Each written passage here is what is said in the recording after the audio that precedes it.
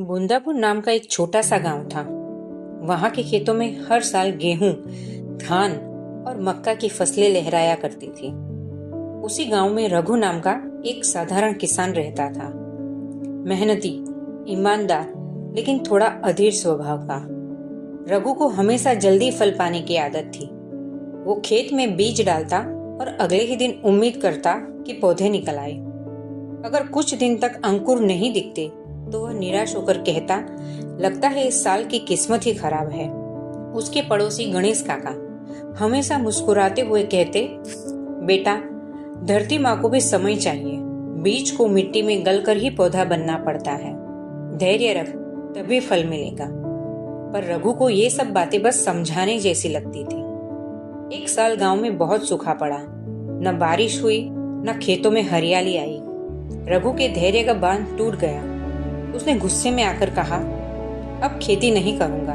इतनी मेहनत करने पर भी कुछ नहीं मिलता। और उसने अपने खेत को यूं ही छोड़ दिया।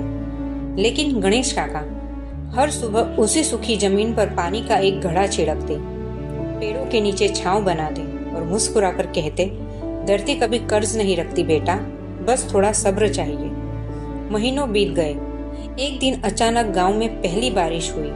मिट्टी की खुशबू से पूरा गांव महक उठा।